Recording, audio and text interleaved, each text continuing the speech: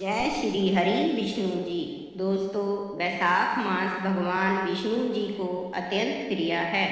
इस पवित्र महीने में कथा सुनने और पूजा करने से व्यक्ति के सभी पाप नष्ट होते हैं और जीवन में सुख समृद्धि आती है। आज हम आपको वैशाख मास कथा अध्याय 5 के साथ इसकी सरल पूजा विधि और अद्भुत महत्व बताएंगे, इसलिए वीडियो को अंत तक जरूर देखें। पूजा विधि: सुबह जल्दी उठकर स्नान करें और साफ वस्त्र धारण करें। घर के मंदिर में भगवान विष्णु जी की मूर्ति या तस्वीर स्थापित करें। गंगा जल से शुद्धि करें, दीपक जलाएं और धूप अर्पित करें। तुलसी दल, पीले फूल और प्रसाद चढ़ाएं। ओम नमो भगवते वासुदेवाय मंत्र का जाप करें। श्रद्धा भाव से कथा का पाठ करें या श्रवण करें। अंत में आरती करें और भगवान से सुख समृद्धि की प्रार्थना करें। वैशाख मास कथा अध्याय 5। नारद जी कहने लगे, हे राजन, वैशाख मास सब धर्मों, सब प्रकार के वर्षों, सब महीनों और सब दानों से अधिक क्यों है? हे महाप्राज्ञ, अब मैं तेरे सामने कहता हूँ, तू ध्यान से सुन। जब सब युगों का अंत होता है, तब सब देवताओं के राजा शेषशायी विष्णु भगवान संपूर्ण लोक जीवों को अपने उदर में समेट समुद्र में शयन करते हैं और योग माया के प्रताप से अनेक एकता को प्राप्त होते हैं एवं एक निमेष व्यतीत होने पर वेद प्रार्थना करके भगवान को जगाते हैं। जब भगवान ने अपने उदर में स्थित जीवों की रक्षा की और उन्हें अपने अपने कर्मों का फल देने के लिए सृष्टि के रचने का मन में विचार किया, तब विष्णु भगवान की नाभि से त्रिलोकी का आधार रूप सुवर्ण में कमल उत्पन्न हुआ। उसी कमल में से विराट पुरुष रूपी ब्रह्मा जी उत्पन्न हुए। फिर भगवान ने उस विराट पुरुष में 14 भुवन उत्पन्न किए, जिनके भिन्न भिन्न प्रकार के कर्म और आशय हैं। ऐसे अनेकों प्राणियों के समूह रचे। फिर सत, रज, तम तीनों गुण प्रकृति, मर्यादा और भुवनों के स्वामी रचे।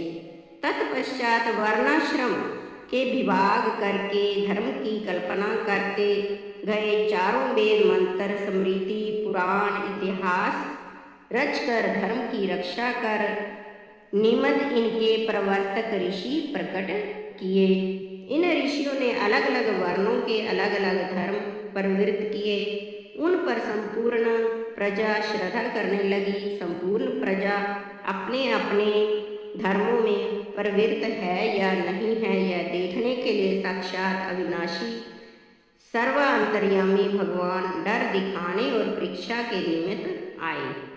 प्रजा संपूर्ण धर्मों को किस समय करे, ऐसी भगवान चिंता करने लगे। मैंने वर्षा काल निर्माण किया, इसमें सब प्रजा कीचड़ आदि में फंस दुखी हो रही है, जिसमें सब धर्मों को नहीं कर सकती। यह देख क्रोध उत्पन्न होता है, मन प्रसन्न नहीं है। मेरे देखते कोई दुख नहीं पाए, अतः इन्हें देख शरद काल में सब खेती में लग रहे हैं। इससे पूर्ण रीति से धर्म नहीं कर सकते। कोई पके फल की अपेक्षा कर रहे हैं और कोई वर्षा से पीड़ित हैं। कोई शीत से दुखी है, अतः धर्म नहीं करते। इन्हें देख मुझे रोष उत्पन्न होता है। इनकी उल्टी मित देखकर मुझे संतोष नहीं। हेमंत ऋतु में सर्दी के मारे कोई प्रातःकाल नहीं उठता। सूर्योदय से पहले न उठते देख मुझे क्रोध उत्पन्न होता है। शिशिर ऋतु में भी प्रातःकाल के समय शीत से पीड़ित रहते हैं तथा फसल पक जाने की प्रतीक्षा करते हैं। फिर जो मनुष्य जाड़े के मारे प्रातःकाल स्नान करने के लिए केवल सोचा ही करते हैं, उनका शुभ कर्म लुप्त हो जाता है, जो कभी पूरा नहीं होता।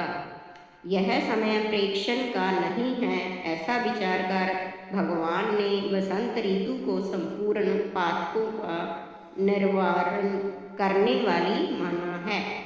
यह ऋतु स्नान, दान, यज्ञ, क्रिया, भोग और सब प्रकार के धर्मों का साधन करने के लिए यह ऋतु बड़ी ही अनुकूल इस ऋतु में धनवान सब वस्तुओं को बिना प्रयास ही प्राप्त करते हैं।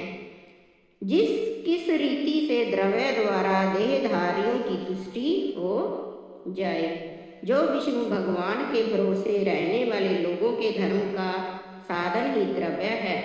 बसंत ऋतु में संपूर्ण द्रव्य लोगों को सुखदायक होते हैं। दान योग्य, धर्म योग्य और सब कुछ भोगने योग्य निर्धन, लूले, लंगड़े, व्याकुल और महात्माओं को संपूर्ण द्रव्य और जल आदि सुलभ है। इसमें संशय नहीं है। इसमें संशय है। प्रियजन इन द्रव्यों से अपना हित साधन करते हैं। पत्र, पुष्प, फल, शाक आदि प्रिय वचन, माला, तांबूल, चंदन, पग धोना तथा नम्रता से साधना करते हैं। मैं उनको वर देता हूँ। ऐसा कहते हुए विष्णु भगवान जी लक्ष्मी सहित चारों ओर वन देखते चले, जिनमें अनेक प्रकार के फूल खिल रहे हैं, जिनमें हस्तपुष्ट प्राणी रहते हैं और मतवाले अमर और पक्षी विचर रहे हैं। ग्रामवासियों के बहुमूल्य आश्रमों के आंगन, उद्यान स्थल लक्ष्मी दिखाने लगे। देवता, मुनीश्वर, सिद्ध, चारण, गंधर्व, किन्नर, नाग, राक्षस सब स्तुति करते हैं। वर्णाश्रम प्रवासियों के घरों में जाकर मीन की संक्रांति के कर्क की संक्रांति तक लक्ष्मी और सब देवताओं और मुनियों सहित भगवान रह करके लोगों के कर्मों का निरीक्षण करते हैं। धर्माचरण वाले पुरुषों की मनोकामना पूरी कर देते हैं और मदोन्मुक्त की आयु और धन आदि को हरते हैं। जो वैशाख में भगवान की पूजा करते हैं तथा उनके चल मूर्ति रूप साधु महात्माओं की सेवा करते हैं तथा अन्य महीनों में नहीं करते, उनके अपराध को भगवान क्षमा कर देते हैं। जैसे अपने देश में आए हुए राजा को देख उस देश के निवासी बहुमूल्य भेंट पूजा लेकर राजा की पूजा करते हैं, तब राजा पूजा के आकार आदि की द्वारा जान लेता है कि अमुक की सेवा पूरी है, अमुक की न्यून है। जो पूजा अधिक होए उससे प्रसन्न होकर निश्चित ही उसे मनोवांछित फल देते हैं और जिसकी पूजा सेवा ठीक नहीं उन्हें दंड देते हैं। ऐसे ही विष्णु भगवान वैशाख मास में जो अच्छी रीति से पूजा करते हैं उन्हें मनवांछित फल देते हैं और जो नहीं करते उनके धन आदि को हर लेते हैं।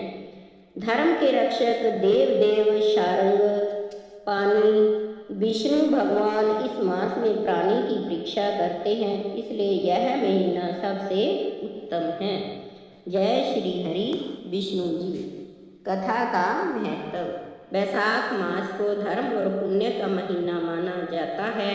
इस महीने में भगवान विष्णु जी की पूजा करने से सभी कष्ट दूर होते हैं, पापों का नाश होता है, घर में सुख शांति और धन की वृद्धि होती है और जीवन में सकारात्मक ऊर्जा आती है।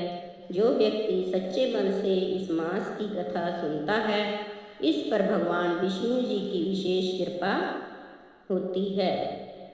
तो दोस्तों, अगर आपको यह कथा और पूजा विधि पसंद आई हो तो वीडियो को लाइक करें, अपने दोस्तों और परिवार के साथ शेयर करें और ऐसे ही धार्मिक वीडियो के लिए हमारे चैनल भक्ति अमृत रस को जरूर सब्सक्राइब करें। जय श्री हरि विष्णु जी।